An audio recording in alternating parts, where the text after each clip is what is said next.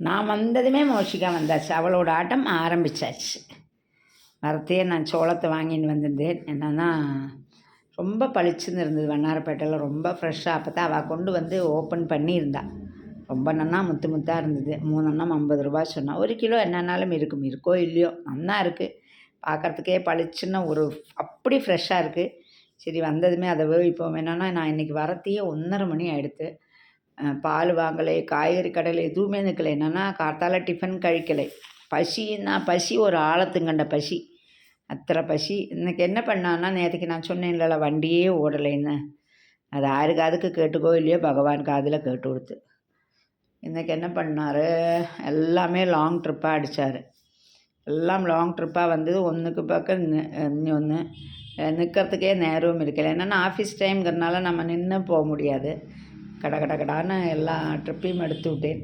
அதனால் காப்பியோ ஏதாவது டிஃபன் கழிக்கிறதுக்கோ எதுக்குமே நேரம் இல்லை. சொல்லுவேன் சாப்பிடாக்கு இப்படி ஓட்டணுமா, என்ன பண்ணுறது, அந்த ஓட்டுற அன்னைக்கு தான் ஓட்ட முடியும். எல்லா நாளைக்கும் இப்படி கிடைக்காது. சில நாளைக்கு இந்த மாதிரி கிடைக்கிறத நம்ம விட்டோம் வச்சுக்கோங்கோ, அப்புறம் அது போயிடும் சொல்லி எடுத்துகிட்டு 12:30 மணிக்கு 12 கால் ஆச்சு. கடைசியில் எக்மோரில் மயிலாப்பூரில் இறக்கி விட்டுட்டு நேராக ஆற்றுக்கு வரலான்னு வேறு ஏதாவது ட்ரிப்பு கிடைக்குமோ பார்த்தேன். எதுவுமே கிடைக்காதனால நேராக என்ன பண்ணேன், ஆற்றுக்கு வரத்த மணி 1:15 ஆகிடுது. சரி ஃபஸ்ட்டு இந்த சோளத்தை வேக வைப்போம். சப்போஸ் ஒரு சில சமயம் என் பிள்ளை எழுந்திருந்து பேசணுன்னா சமயம் வைகிடும். ஆனால் எதுவுமே வைகிக்கிற மூடில் நான் இல்லை. கடகடான்னு சமைக்கணும். அவகிட்டேருந்து அந்த சாக்லேட்டை பிடுங்கி விட்டேன் நான்.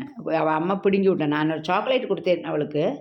அவள் அம்மா பிடுங்கி விட்டான்னு சொல்லி அவளுக்கு பஞ்சாயத்துக்கு வந்திருக்கா. பாருங்கோ, அவன் அம்மா அடிக்கிற சாக்லேட் பிடுங்கினாலாம் அவள். நான் கொடுத்த சாக்லேட் அம்மா பிடுங்கினாலாம். அதுக்கு ஒரே சண்டை. கூட்டின்னு வந்தேன். அம்மா பிடுங்கினா சொல்லிவிட்டு மாமா ரூமில் வேறு இருக்குது எடுத்து தாங்கோந்தான். என் புள்ள ரூமில் என்ன இருக்குதுன்னு என்னை விட அவளுக்கு தான் அழகாக தெரியும். பார்த்தா சாக்லேட் எதுவுமே இல்லை. வேறு ஒரு சாக்லேட், அது குழந்தைகள் சாப்பிட்றதல்ல. அதனால் அதை மாற்றி வச்சுட்டு சரி அதையே குடுறி, அது பபிள்கம் அல்ல. அவள் சொன்னால் சுய்யுங்க மக்கா அப்படின்னா. இல்லடி அது சாதாரண சாக்லேட்டு கொடு அவளுக்கு சொன்னி கொடுக்குறேன்னு சொல்லி கொடுத்ததுக்கப்புறம் தான் அவள் கொஞ்சம் அடங்கினா. அப்பவும் விடலை. அவள் எடுத்துக்கோ என்னன்னே தெரியல. இன்றைக்கி அவள் எடுத்துக்க சொன்னால் அவளுக்கு கொஞ்சம் முடியவும் இல்லை. அந்த எடுத்துக்குங்கோ பாட்டின்னு வந்துட்டே இருக்க பாருங்க. அவளை என்னை சமைக்கவே விடுறதில்லை.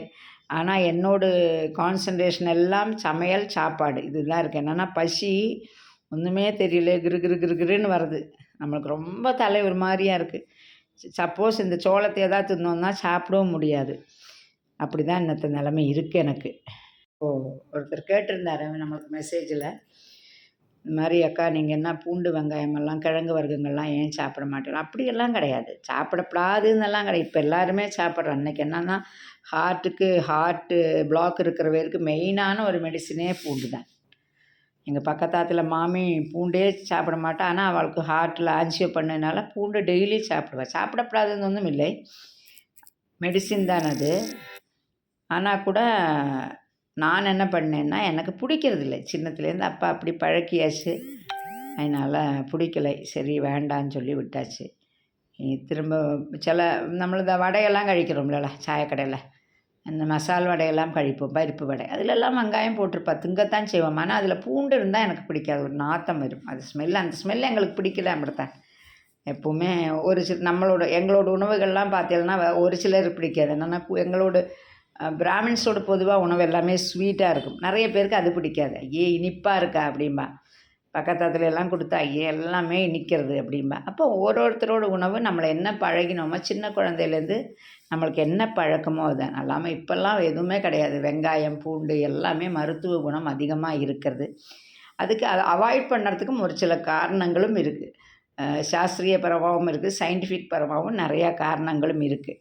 சரி நம்ம இன்றைக்கி நேந்திரப்பழம் போட்டு புளிச்சேரி பண்ண போகிறோம். நேந்திரப்பழ புளிச்சேரியும் அவரைக்காய் பொடுத்துவலும் பண்ண போகிறோம். நேந்திரப்பழம் வாங்கிட்டு வந்திருந்தேன். ஒரு 3 நேந்திரப்பழத்தை போட்டு நல்லா உப்பு மஞ்சப்பொடி போட்டு ரொம்ப ஈஸி. நேந்திரப்பழ புளிச்சேரி வேக வச்சுட்டு தேங்காயும் பச்சை மிளகாயும் அரைக்கணும். கொஞ்சம் மோர் விடணும். அப்படித்தான் நான் என்ன பண்ணுவேன்னா, கடைசியில் மோர் விட மாட்டேன். அரைக்கிறதையே மோரை விட்டுட்டு அரைச்சி விடுவேன். வெள்ளத்துக்கு பதிலாக மோரை விட்டு அரைச்சிட்டு அப்படியே புளிச்சேரி பண்ணிவிடுவேன். அவரைக்காய் பாக்கி இருந்தது. நான் சொன்னேன்ல அன்றைக்கி கடையில் ஒன்றும் மரங்க நிற்கலைன்னு, கத்தர முடியலை பசிச்சுட்டு. கடகடான்னு அவரைக்காய் அந்த திருவாதிரைக்கு வாங்கினது அவரைக்காய் அப்படியே கொஞ்சம் இருந்தது. அது கொஞ்சம் எங்கள் 2 பேருக்கு தானே, அதுவே பாக்கி வரும். இப்போ ராத்திரி நான் தான் திங்கணும். அவரைக்காய் பொடுத்துவல் பண்ணலான்னு சொல்லி அவரைக்காய் பொடுத்துவல்னா அவரைக்காயும் சிறுபருப்பும் போட்டு பொடுத்துவல். அவரைக்காய் கூட நான் எப்போவுமே கொஞ்சம் பருப்பு, சிறுபருப்பு எல்லா உப்பேரிக்கும் கொஞ்சம் போடுவேன். பொடுத்துவலுக்கெல்லாம் கொஞ்சம் நன்னா இருக்கும். அது கொஞ்சம் ப்ரோட்டீன் அதிகம், நல்லா ஹெல்த்தான ஃபுட்டு சொல்லிவிட்டு அது போடுவேன். டேஸ்ட்டும் நல்லாயிருக்கும். இதுக்கிடையில் அவள் வந்து கொஞ்சம் அவளை பார்க்கணுமா சமையலை பார்க்கணுமான்னு தெரியாமல் அப்படியே ஓடின்ட்டுருக்கு. நிறைய பேர் வந்து மெசேஜ் பண்ணுறீங்க, நிறைய கமெண்ட் வந்துட்டுருக்கு. ஆனால் எனக்கு வந்து ஒரு சிலது என்னன்னா, நம்ம இன்றைக்கி படிக்கிற 10 நாள் முன்னாடி இருக்கிற ஒரு போஸ்ட்டுக்கு அவள் கமெண்ட் போடுறா. ஆனால் எனக்கு படிக்கிறதுக்கும் இதுக்கும் நேரமில்லை நல்லா எல்லாம் உட்காந்து படித்து பதில் சொல்லுவேன். ஓகேவா? ஆனால் நிறைய பேர் ஃபோன் பண்ணி கூப்பிட்றா. நான் எங்கள் ஊர்லேருந்து பாலக்காட்லேருந்து இருக்கிற பேரும் கூப்பிட்றா. பெங்களூரு, சிங்கப்பூர், மலேசியா எல்லாருமே கூப்பிட்றா. எல்லாருக்குமே ரொம்ப ரொம்ப என்னென்னா பைத்தியக்காரத்தனமாக பேசுகிறது இப்படி பிடிச்சிருக்கா அப்படிங்கிறது தெரியல எனக்கு. ரொம்ப சந்தோஷமாக இருக்குது. சரி, நம்ம வாய்ஸ் ஸ்வீட்டு அப்படிங்கிறது நம்ம ஃபாலோவர்ஸ் ஒருத்தர் தான் சொல்லியிருக்கான். அதனால் ரொம்ப ரொம்ப சந்தோஷம். இந்த என்கரேஜ்மெண்ட் எல்லாமே என்னது தெரியுமா, நம்மளுக்கு அடுத்த கட்டத்துக்கான மோட்டிவேஷன் தான், ஒரு பூஸ்ட்டு தான். நீங்கள் கொடுக்குற ஒவ்வொரு கமெண்ட்டும் ஒவ்வொரு இதுவும் வந்து எங்களுக்கு அடுத்த கட்டத்துக்கான பூஸ்ட்டு தான். அதனால் ரொம்ப சந்தோஷமாக இருக்குது. கண்டிப்பாக இதே மாதிரி நீங்கள் சொல்கிற நிறைய கருத்துக்களை நான் எடுத்துப்பேன்.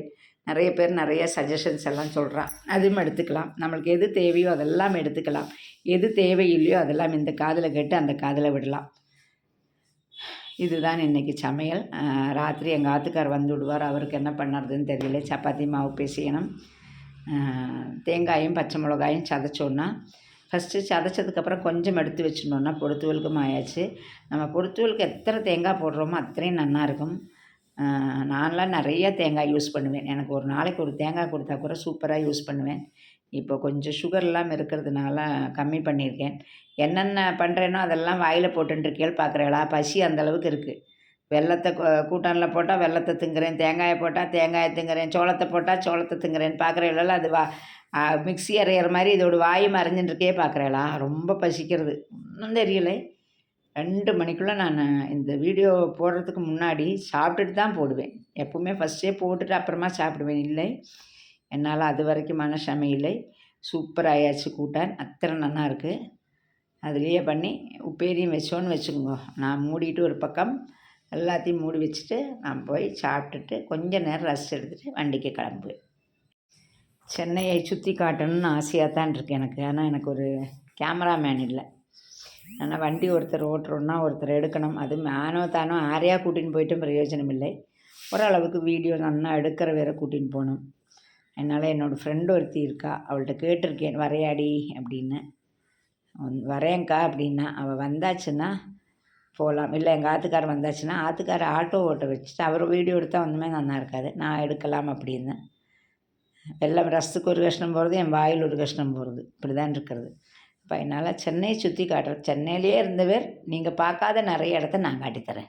என்னென்னா நீங்கள் நிறைய பார்த்துருப்பேன். எந்தெந்த இடம் நீங்கள் பார்க்கறத தெரியும், எந்தெந்த இடம் மிஸ் பண்ணுறேன்னு. மோஸ்ட்லி நான் நாளையிலேருந்து சென்னையை சுற்றி காமிக்கலாம் அப்படின்ட்டு இருக்கேன். ஆரெல்லாம் என்னோடய ஆட்டோவில் சுற்றுறதுக்கு வரையிலோ ரெடியாக இருங்கோ, வாங்கோ. நிறைய பேர் கூப்பிட்ருக்கேன். அங்கே கேகே நகர், அப்புறம் மயிலாப்பூர், நிறைய இடத்துல பம்மல், நிறைய இடத்துலேருந்து கால் பண்ணியிருக்கேன். அங்கெல்லாம் வரத்தை வாங்கோக்கா, எங்கள் ஆத்துக்கு வாங்கோ அப்படின்க்கா. கண்டிப்பாக வரேன். எப்போல்லாம் பசிக்கிறதோ அப்போல்லாம் அங்கே பக்கத்தில் ஆள் இருக்க எல்லாரோட நம்பரும் சேவ் பண்ணி வச்சுட்டுருக்கேன். நம்மளுக்கு எப்போல்லாம் பசிக்கிறதோ கூப்பிட்றது, போகிறது, சாப்பிட்றது, ரெஸ்ட் எடுக்கிறது, வர்றது, இதுதான். இப்படி தான் நம்ம பண்ண போகிறோம். அப்படியே ஆயாச்சு. பொடுத்துவல் ஒரு பக்கம், ரசம் அப்புறம் பண்ண போகிறது. அவனுக்கு சப்போஸ் அவனுக்கு அந்த நேந்திரப்பழ சரி பிடிக்கலைன்னா என்ன பண்ணலான்னு சொல்லிவிட்டு அரைச்சி விட்ட எலுமிச்சம்பழ ரசம் பண்ணியிருக்கேன். இதுக்கு என்ன பண்ணணுன்னா துவரம்பருப்பு, மல்லி, மிளகா இது 3மே ஊற வச்சு அரைக்கணும். மிளகா இல்லாததுனால மிளகா பொடியை போட்டு அதை தக்காளி 2 தக்காளியும் போட்டு அரைச்சிட்டு இது எல்லாத்தையும் வெள்ளம் விட்டு நல்லா கொதிக்க வச்சதுக்கப்புறம் உப்பு, மஞ்சப்பொடி, பெருங்காயப்பொடி எல்லாம் போட்டுட்டு நல்லா கொதித்ததுக்கப்புறம் நம்ம இறக்கி வச்சுட்டு தான் ஜீரகம் போடுவோம். கொத்தமல்லி, கருவேப்பிலை எல்லாம் போட்டதுக்கப்புறம் நம்ம லெமன் அடுப்பு ஆஃப் பண்ணதுக்கப்புறம் தான் லெமன் புழியணும். முன்னாடியே லெமன் புழிஞ்சு கொதிச்சோன்னா அது ஒரு மாதிரி வேறு அந்த லெமனோட ஸ்மெல்லு வந்துவிடும். இது கண்டே பிடிக்க முடியாது. அப்புறம் இறக்கி வச்சுட்டு நம்ம எப்போவுமே ரசத்துக்கு வந்து நெய்யில் தாளிக்கணும். அப்போ தான் ரொம்ப நல்லாயிருக்கும். நெய்யில் வந்து கடுகு, சீரகம், மிளகா வத்தல் இருந்தால் தாளிக்கலாம், இல்லாட்டா வேணாம்னொன்னும் இல்லை. எப்போவுமே அப்படி தான். இந்த மாதிரி லெமன் ரசம் பண்ணுறத எங்கள் அம்மா என்ன பண்ணுவான்னா, அதில் 2 பச்சை மிளகா கீறி உள்ளே போடுவா. அது மோருக்கு சாப்பிட்றதுக்கு அத்தனை டேஸ்ட்டாக இருக்கும். அப்போ என்னோடய சமையல்லாம் ஃபைனலி ஆக போகிறது. எல்லாத்தையும் பொரிச்சு கொட்டியாச்சுன்னு வச்சுக்கோங்க. டேபிள் மேலே வச்சுட்டு நான் சாப்பிட்டுட்டு அப்புறமா தான் மீதி வேலையெல்லாம் பார்ப்பேன். எல்லாம் சாப்பிட்டு கழிஞ்சிட்டு தான் பார்ப்பேன். வேறு ஒன்றும் பண்ண முடியாத கண்டிஷனில் இருக்கேன். அப்போ எல்லாருக்குமே உச்சைக்கு நீங்கள்லாம் சாப்பிட்டாச்சா சாப்பிட்லையான்னு தெரியாது. நீங்கள்லாம் சாப்பிட்ருப்பேன் சமைத்து கொடுங்கலாம். நானும் சமைத்தா சாப்பிட்டுட்டு என்னோடய வேலையை பார்த்துட்டு கொஞ்சம் நேரம் ரெஸ்ட் எடுக்கணும்னு நினைக்கிறேன் இன்றைக்கி. வேறு வழி இல்லை. எல்லாமே நல்லா இருக்குன்னு நானே சொல்லிக்கிறேன், தனக்கு தானே பீத்திக்கிறேன். சரி, அப்போ நீங்கள் சாப்பிடுங்க, நானும் சாப்பிட போகிறேன்.